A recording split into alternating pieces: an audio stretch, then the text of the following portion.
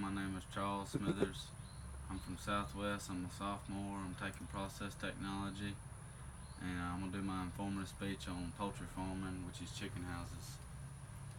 Alright, the first thing about chicken houses right before you get a batch is you're gonna have to go in the house with your tractor and housekeeper and stir up the litter and get the old litter out and level your new litter, and go through there and put your feed pans down and run feed, level and adjust your water and feed lines, and also you have to test your feed lines and test your water, and you have to clean your heaters and your fans and test them and make sure they're working properly.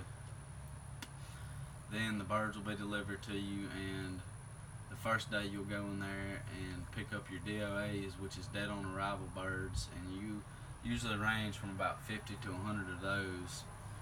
And then about the first 2 weeks are kind of laid back. You'll pick up your feed pans about 7 days into the batch, and the birds will start to eat out of the feeders on the feed lines. And you got to keep it really hot in there when they're babies. You got to keep your heaters going at all times, and the houses usually run about 87 to 92, in between that range of heat. And about 3 or 4 weeks you're going to start cutting your heaters off and running your fans and keep the birds cool. And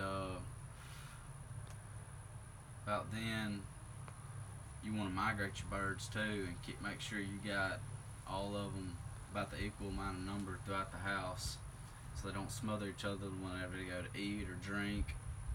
And every day you got to go in there and pick up the dead chickens, and you usually average about from 1 to 20 every day in there. It's usually not bad unless you have a bad disease like dermatitis, and then that's when things can get bad. Then you want to you keep your birds migrated and keep your fans going, keep the birds cool.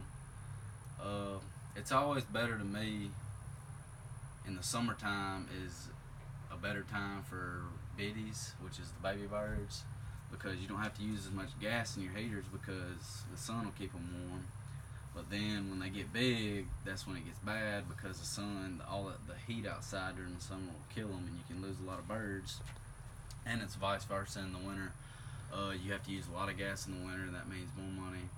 But it's easier to grow big birds during the winter time. And the main thing about poultry farming is you're just trying to grow the biggest birds you possibly can, because you're selling the birds by the pound. And when you get back to the last few weeks, that's when it's pretty stressful to last, because that's when a lot of bad things will happen. Anything from bad feed spills to bad water leaks. The birds are so big that they can really just tear a nipple off pretty easy, and you can have a pretty bad water leak. Then about sale day, that's a pretty stressful day. You got to be on your toes all day. What you have to do is you're gonna lose a lot of sleep that day. You're gonna start out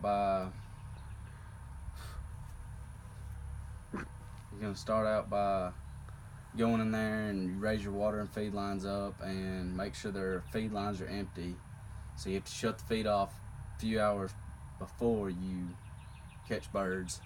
And what they do is they send a catch crew out there, and it's about 10 guys, and it usually takes them about 3 hours to catch a house. And you got to be down there the whole time, so they usually do it at nighttime. Like, say they'll start at like 12 o'clock at night, and you're going to have to be down there the whole time, so you really lose a lot of sleep during that time. But it's always nice whenever they finish that last house and get done with it. Then you just got to go back in there and restart it all over again and clean your houses up and get ready for the next batch.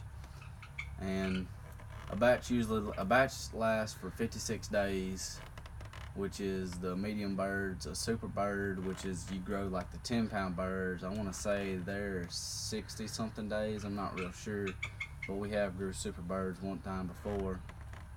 And we've got 4 chicken houses, and it's pretty fun to do, but sometimes it can be aggravating. But other than that, that's all I can really tell y'all about it. I should have got some pictures and showed y'all, but I don't know. Well, if y'all have any questions about poultry farm or anything, you just message me on the class and comment on my thing, and I'll answer them for you. Thank you.